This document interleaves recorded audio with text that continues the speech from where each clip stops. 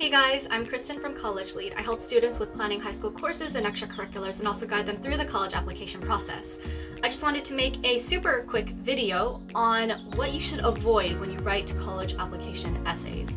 I have reviewed hundreds of essays, and there are a few common mistakes that I've seen many students make that you should definitely avoid to save time.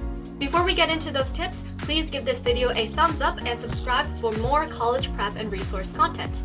I will also be occasionally looking at my phone since this is where I have a lot of my notes. I just want to make sure I don't forget anything.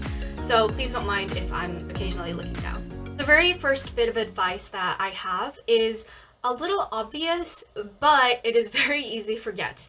Do not forget to add the word count to the top of your essay draft. That is super important because I can't tell you the number of times I've seen students accidentally go over the word count as they draft their essays. As an example, I've even received an essay that was over 1,000 words, and it turns out the word limit for that essay was 350 words. So, if you want to save yourself time as you are drafting or writing your essay, and maybe also me time if you want me to review it, definitely be sure to consider the word count, because that will limit how much information you can share in that particular essay and how much detail you'll be able to provide. That short word count will really force you to focus on the key points of your essay and explain those as concisely as possible. Along those lines, just as important as the word count is the prompt.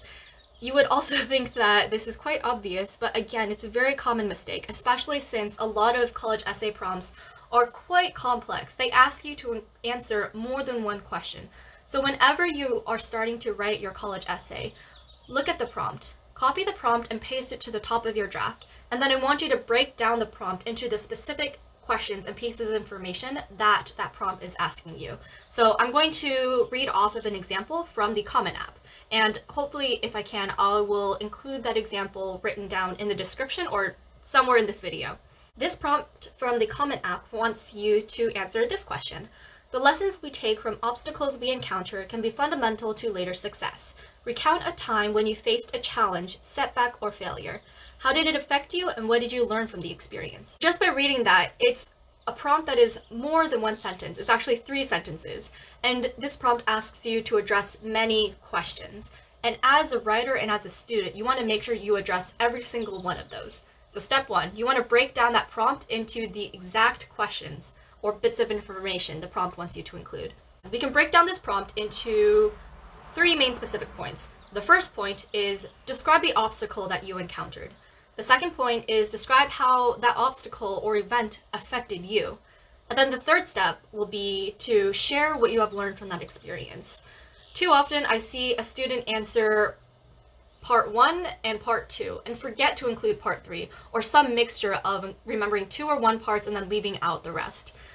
Don't do that. Make sure you answer all parts of a prompt. And here's a pro tip. To make your essay even stronger, add a 4th point. And in this 4th point, describe how this lesson makes you a stronger and better student who will succeed in college and beyond. Another common mistake I see being made is starting the drafting process a little too late. Now, this is, at the time I'm posting this, is around, I would say, July. So if you are planning to apply to a school either for early action or early decision, and you are now a rising senior, please get started on the essay right now, because I assure you when high school starts in August or September, you will be bombarded with a ton of school assignments, a ton of tests. Maybe you're potentially retaking the SAT or any tests that are available in this pandemic. So with that in mind, you want to take this opportunity in July when you don't have that extra schedule to really focus your time to sit down and draft that essay. I mentioned how you can get started on that process in a video, and I'll try to link it up here. But just in case, very briefly, how you can start the essay is, again, break down that prompt into specific points. And then the next step is to write down the bulleted ideas. For instance, we took step 1 as the event that occurred. Well, describe the event in 1 sentence or in a fragment. And then once you bullet point that, turn them into sentences and more. And the number of sentences that you can turn each bullet point into depends on what the word limit is. And then after that, just revise, edit, reread, proofread, show it to your friends. You can show it to me if you want. Just reach me at my website, mycollegelead.com. It is also just not fair to yourself to procrastinate. I know that you have worked very hard in the last 3 years of high school, and probably even before then, to get to the point where you are now. So you deserve to give yourself the best shot at getting into a good college. And the best way you can do that is to have your hard work be reflected in the essay that you are writing.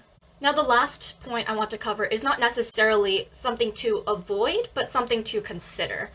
I've heard from other counselors or even other students that it's probably not good to write an essay on a topic that is too common. Examples of these are an orchestra tour going outside of the country, a mission trip, an immigrant story, or a story that is focused on your parents. Now, I will say that you can still write about those topics, as long as, firstly, it's about you and not necessarily your parents, especially with the immigrant story, and if you add your own unique and original twist to this story. So as an example of what essay not to do, let's take music. So I went to tour in Europe when I was younger with orchestra, and let's say I want to write about this in my college application essay. So I write about it, and the sort of bottom line or lesson or takeaway from this essay is music is a universal language.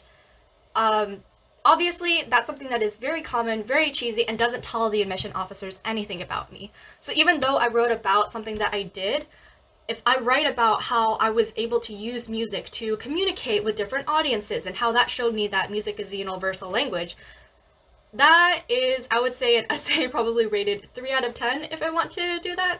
Just because, again, it doesn't tell the admission officers anything about me. It's something that is a recycled phrase.